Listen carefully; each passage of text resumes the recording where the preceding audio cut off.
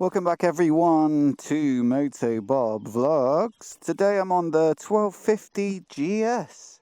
It goes back tomorrow, so out in my usual stomping ground around the sort of Tinton area in another new car park.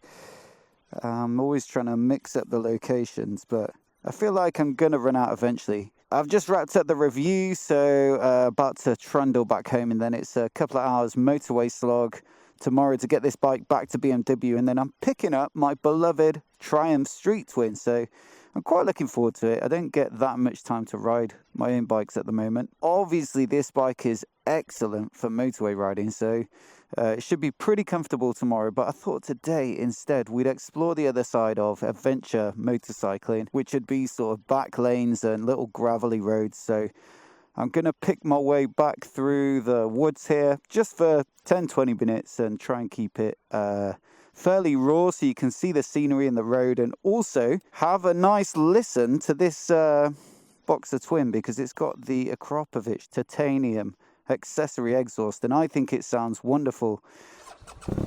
I've had feedback on Boxer Twins before on the channel that they don't sound great. I think it's really, well, the stand. I couldn't start the Street Twin the other day because I hadn't switched it on, and then now this. Good golly.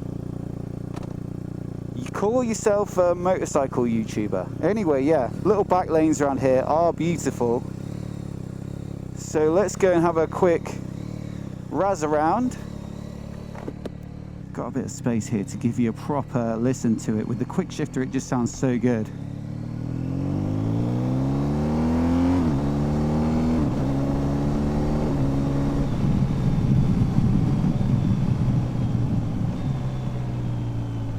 What do you think? Just me that likes it? Let me know in the comments. I was hoping today to go up over the Gospel Pass because it's one of those roads that's been on my list since we moved out this way. And I appreciate all the other suggestions that I've had from people local to this area as well. It's really helpful to find new routes and keep it varied. I'm sure I've only scratched the surface of South Wales so far, but the weather's been so changeable today. I mean, you'll all know what it's been like this last week or so. And it's quite exposed up there, so in terms of shooting the review with the clouds coming over and rain coming through and having to find somewhere to keep the camera dry, these woodland car parks are just so much better because you've got shade and a bit of space and a nice backdrop, and they tend to be quiet, no cars rushing past,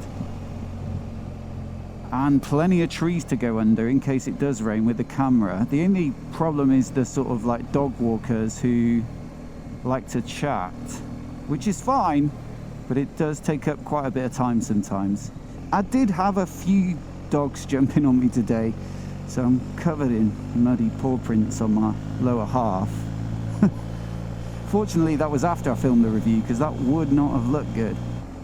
But hopefully the weather is improving. Got my mum and dad coming down to see us in a couple of weeks, so hoping to get out for a day on the Triumphs with my dad. I came down here earlier, and yeah, there's a lot of gravel on the road, as that man was just alluding to with his stern face and surveillance of the road. But what a spot. I just love how green it is here.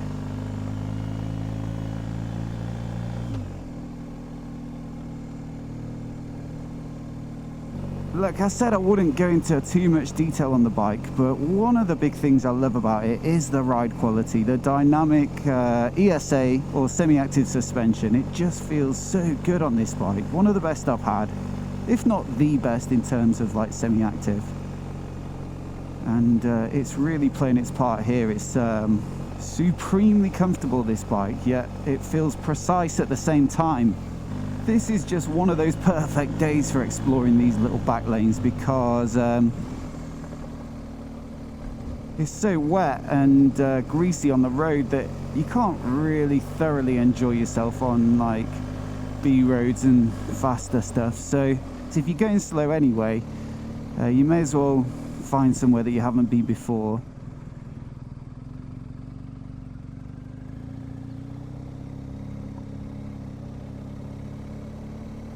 plenty of little farms out here, and then some incredible houses up along the top, looking over some of these valleys in Monmouthshire.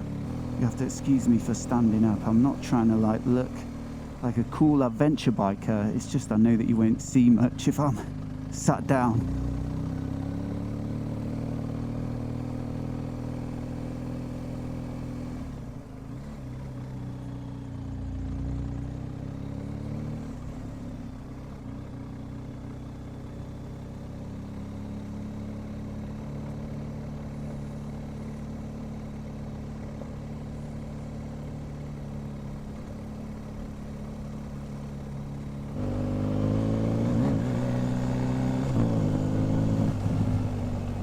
I mean, the long and short of it with this bike is like, yes, you see absolutely loads of them. Yes, they're the best sellers in the UK, so it's not really got that uniqueness or intrigue that some people like about some of the more niche models and brands. But fact of the matter is, it's just so good in every department. Oh, look! What did I tell you? I always said there'll be one wildlife hazard in every motovlog. What was it the other day on the KTM? Pigeon or something that flew out and then started flying down the road in front of me. Had a few stray sheep as well on the Harley Street Bob the other day. In fact, I nearly squished a pheasant on the CB1000R as well, didn't I? Anyway. Occupational hazard. But yeah, it is just absolutely belting this. Ooh, flipping heck. Look at that view right down to the bridges over the Severn there. The GoPro never does it justice, but trust me, there are plenty of nice views around here. Left back there would have taken me back home, but I feel like with the roads being dry down this part, we deserve a bit of a B-road hustle.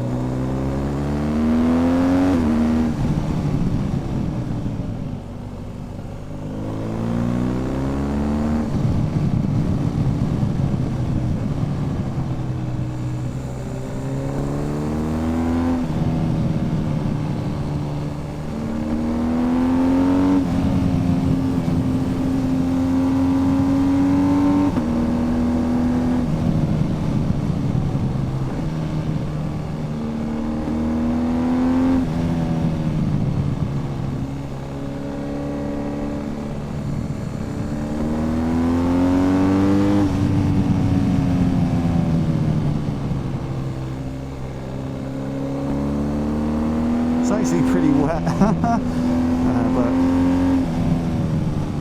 nothing the GS can't handle.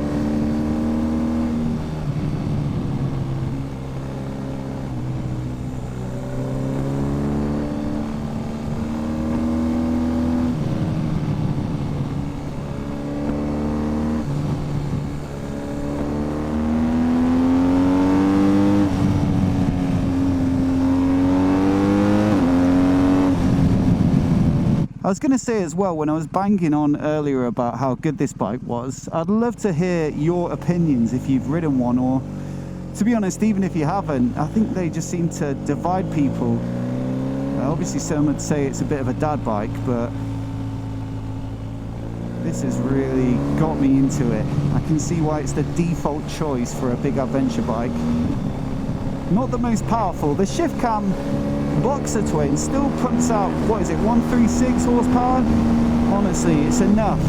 I suppose by modern standards it is a little underpowered versus the market, but not underpowered for like actual real world use.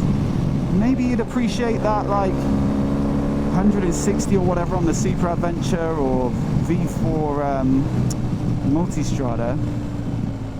Maybe when you're two up with luggage and you're overtaking, you want to do a snappy overtake. But for solo riding, honestly, this is just plenty.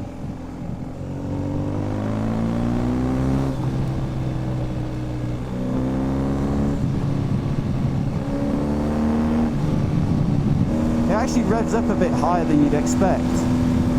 So I'm in 4th at 5,000 revs, but your peak power is up at like 8 or something. So you could probably bang down 2 gears.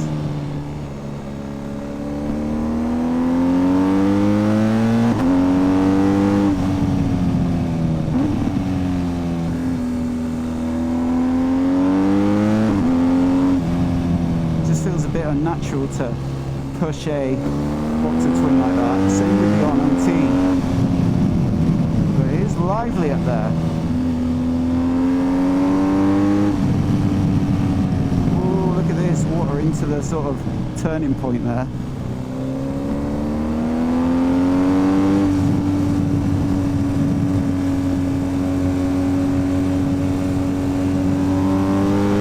That just about does it for today. I'd thoroughly recommend checking one of these out if you've ever wondered about, you know, whether the GS is the bike for you. I mean, 21 grand in this spec because it's the TE that's about 17, and then this has got loads of extras.